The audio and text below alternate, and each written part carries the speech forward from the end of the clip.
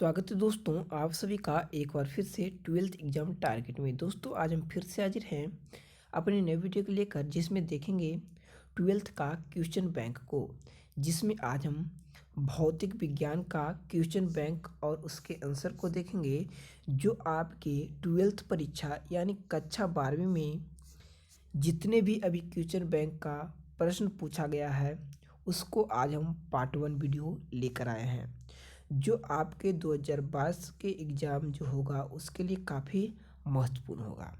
दोस्तों अगर आप विशेष जानकारी लेना चाहते हैं और इसका पीडीएफ डाउनलोड करना चाहते हैं तो हमारे वेबसाइट techkishore.com से जाकर देख सकते हैं। ठीक है, तो चलिए देखते हैं आज का फर्स्ट नंबर सवाल क्वेश्चन बैंक का।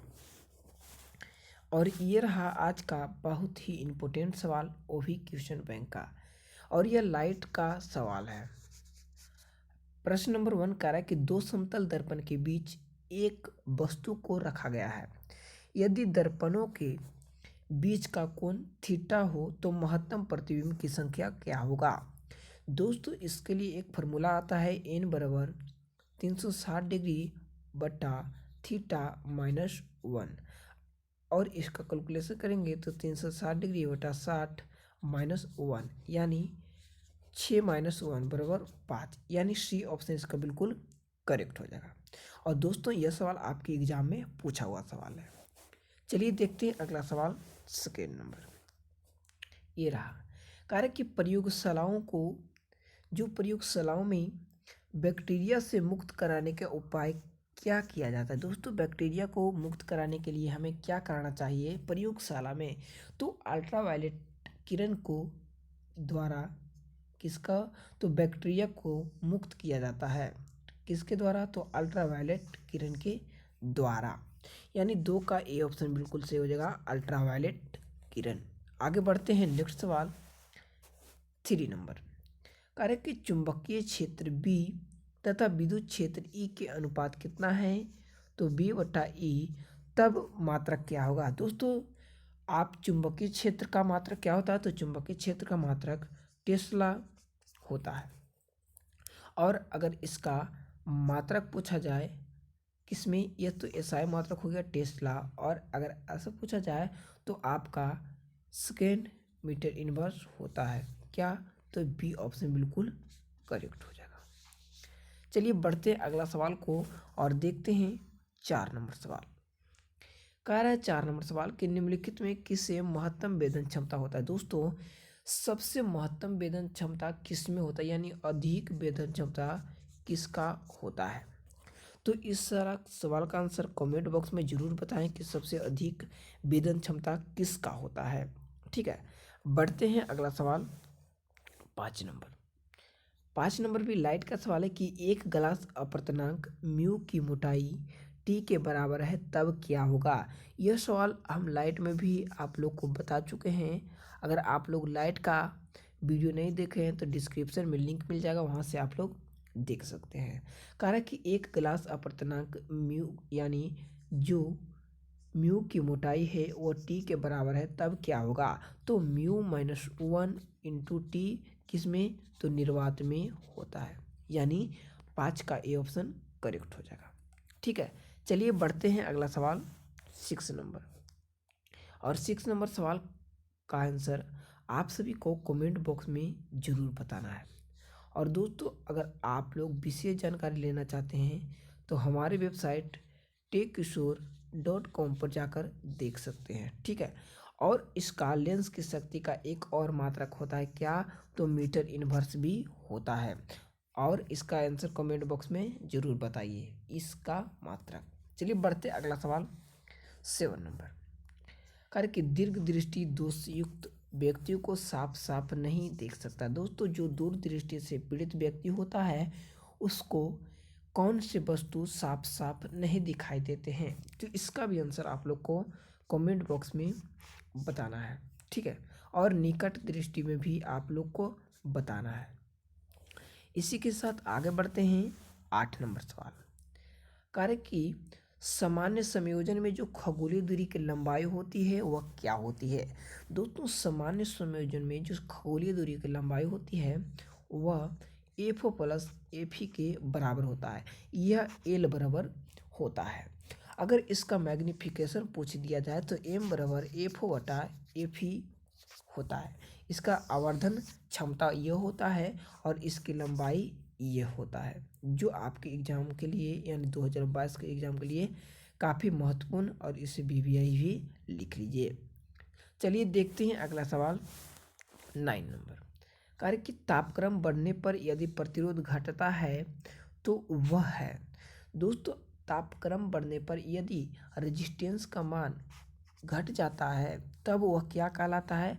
तब वह सेमीकंडक्टर कहलाता है, यानी वह अर्धचालक कहलाता है। यानी रेजिस्टेंस का मान जब घटेगा तापक्रम बढ़ाने पर, तब वह क्या कहलाएगा? तो अर्धचालक कहलाएगा। आगे देखते हैं अगला सवाल 10 नंबर। कार्य कि एक अर्धचालक एक आदर्श वोल्टमीटर का प्रतिरोध होता है। दोस्तों, आदर्श वोल्टमीटर का प्रतिरोध इन्फिनिटी होता है, यानी अनंत होता है, जबकि एक अमीटर का जो प्रतिरोध होता है वह शून्य के बराबर होता है। अमीटर का प्रतिरोध शून्य होता है, जबकि वोल्टमीटर का प्रतिरोध अनंत होता है। यानी 10 का ए ऑप्शन बिल्कुल सही हो जाएगा, अनंत। आगे देखते हैं अगला सवाल 11 नंबर। स्वस्थ मनुष्य की शरीर का विद्युत प्रतिरोध होता है। दोस्तों, स्वस्थ मनुष्य के जो विद्युत का प्रतिरोध होता है वो कितना? तो 50,000 ओम के बराबर होता है। कितना? तो 50,000 ओम के बराबर होता है। आगे बढ़ते हैं अगला सवाल 12 नंबर। कार्य की शोषित विद्युत ऊर्जा। दोस्तों, शोषित विद्युत ऊर्जा जो होते हैं वह विभवांतर के वर्ग के क्या होते हैं? तो समानुपाती होते हैं। क्या? तो शोषित विद्युत ऊर्जा जो होते हैं वह विभवांतर के वर्ग के समानुपाती होते हैं। आगे देख लेते हैं अगला सवाल 13 नंबर।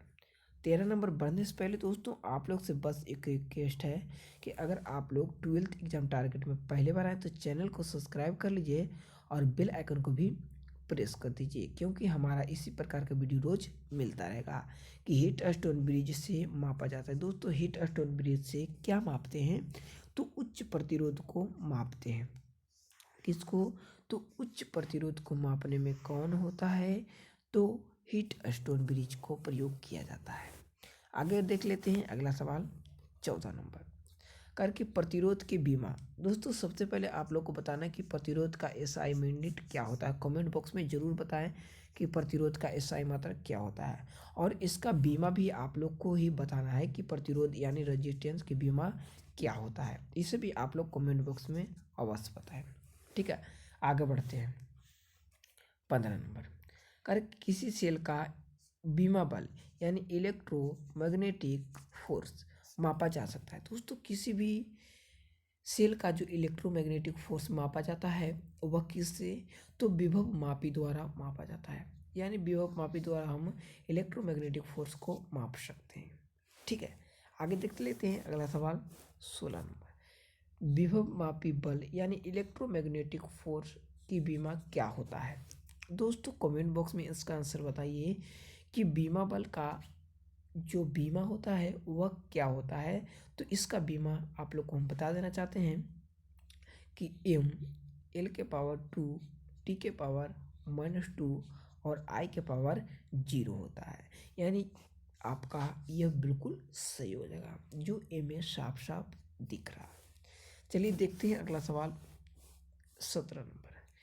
यदि 1 ओम प्रतिरोध वाले तार की लंबाई खींचकर दुगनी कर दिया जाए तो उसका प्रतिरोध क्या होगा? दोस्तों, यदि एक प्रतिरोध की लंबाई को खींचकर अगर दुगनी कर दिया जाए तब उसका जो रेजिस्टेंस है वह 4 गुना हो जाएगा, और अगर आधा कर दिया जाए तो वह क्या हो जाएगा? तो वह भी उसका जो रेजिस्टेंस है वह 1/2 भाग में बढ़ जाएगा। इसलिए एक प्रतिरोध को रेजिस्टेंस को अगर 4 गुना कर दिया जाए तो वह भी 4 ओम के बराबर हो जाएगा। यानी 17 का सी ऑप्शन करेक्ट हो जाएगा। बढ़ते हैं अगला सवाल 18 नंबर। करिए यदि विद्युतीय क्षेत्र ई तथा अनुगमन वेग भी डी तब संचालकता होती है। दोस्तों, काफ़ी इम्पोर्टेंट सवाल यह है। कार्य की अनुगमन वेग वी है तब संचालकता क्या होगा, तब जो विद्युत क्षेत्र की जो संचालकता होगा वह वी डी बटा ई के बराबर होगा, जो आपके एग्जाम के लिए 2022 के लिए काफ़ी महत्वपूर्ण सवाल है। आगे देखते हैं अगला सवाल 19 नंबर, जो काफ़ी इजी सवाल है। किसी धातु के तार को गर्म करने पर उसका प्रतिरोध। कमेंट बॉक्स में आंसर बताएं कि किसी भी धातु को तार को अगर हम गर्म करेंगे तब उसका रेजिस्टेंस क्या होगा। बढ़ते हैं अगला सवाल 20 नंबर, करें कि नियत विभवांतर में किसी विद्युतीय परिपथ में प्रतिरोध को आधा कर देने पर उत्पन्न ताप हो जाता है। दोस्तों नियत विभवांतर पे अगर विद्युतीय प्रतिरोध को यानी विद्युत जो प्रतिरोध में प्रतिरोध को अगर आधा कर दिया जाए तब उत्पन्न होने वाला ताप क्या होगा, तो उसमें जो उत्पन्न होगा ताप दुगना होगा। आधा करने पर हम अभी बताए थे कि जब 1/4 कर दिया जाए तो वो भी दुगना हो जाएगा। ठीक है, आगे बढ़ते हैं अगला सवाल 21 नंबर, यदि विद्युत बल्ब में 3% की धारा बढ़ा दी जाए तो उसकी शक्ति।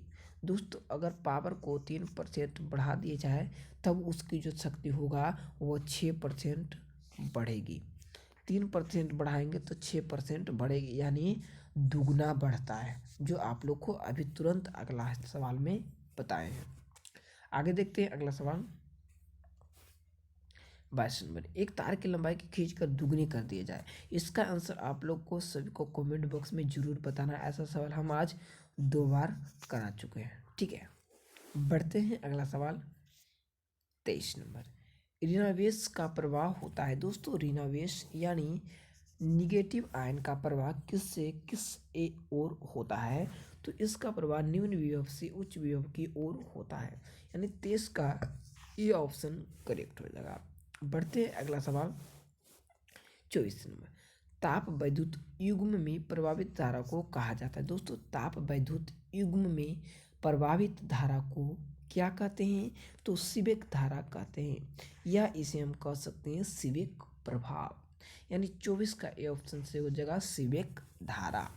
आगे बढ़ते हैं नेक्स्ट सवाल 25 नंबर, हीट स्टोन ब्रिज की व्यवहार किया जाता है मापने में। दोस्तों हीट स्टोन ब्रिज को हम लोग प्रतिरोध मापने में काम करते हैं, और भी कैसा प्रतिरोध, तो उच्च प्रतिरोध के प्रतिरोध को मापने में हीट स्टोन ब्रिज का प्रयोग किया जाता है, यानी 25 का सी ऑप्शन बिल्कुल सही हो जाएगा प्रतिरोध को। आगे देख लेते हैं अगला सवाल, ताप वैद्युत युग्म एक साधन है जो रूपांतरित करती है। दोस्तों ताप वैद्युत युग्म एक साधन है जो उष्मा ऊर्जा को विद्युत ऊर्जा में कन्वर्ट करता है, उष्मा ऊर्जा को विद्युत ऊर्जा में कन्वर्ट करने का कार्य करता है। वह भी किसके तरह, तो मोमबत्ती के तरह, जो उष्मा ऊर्जा को विद्युत ऊर्जा में तो नहीं करता है लेकिन वह प्रकाश ऊर्जा को उष्मा ऊर्जा को प्रकाश ऊर्जा में बदलने का कार्य करता है। आगे देख लेते हैं अगला सवाल 27 नंबर, किसी चालक का विशिष्ट प्रतिरोध बढ़ता है। दोस्तों किसी चालक का जो विशिष्ट प्रतिरोध होता है वह तापमान बढ़ाने से, यानी जब टेम्परेचर बढ़ेगा तो विशिष्ट प्रतिरोध भी इंक्रीज करेगा। ठीक है, अगला सवाल देखते हैं 28 नंबर, किसी चालक के संवहन वेग वी तथा आरोपित विद्युत क्षेत्र ई के बीच संबंध है। दोस्तों किसी संवहन धारा वी और इस सवाल को हम आज पहले ही बता चुके हैं। इसमें जो पद हुआ था वी बराबर ई डी के बराबर होता है, ऐसा सवाल आप लोग को हम बता चुके हैं। तब इनके बीच में हम संबंध निकालना है, तो वी डी बराबर जो हो जाएगा वह किसके समानुपाती हो जाएगा, तो वी डी बराबर ई के समानुपाती हो जाएगा, यानी बी ऑप्शन करेक्ट हो जाएगा। अगला सवाल देखते हैं 29 नंबर को, करके वायु की चुंबकीय प्रवृत्ति होती है। दोस्तों वायु की यानी हवा की चुंबकीय प्रवृत्ति कैसी होती है, तो शून्य होती है, यानी हवा ना तो धनात्मक ना ही निगेटिव, वह कैसा है, तो वह शून्य होता है।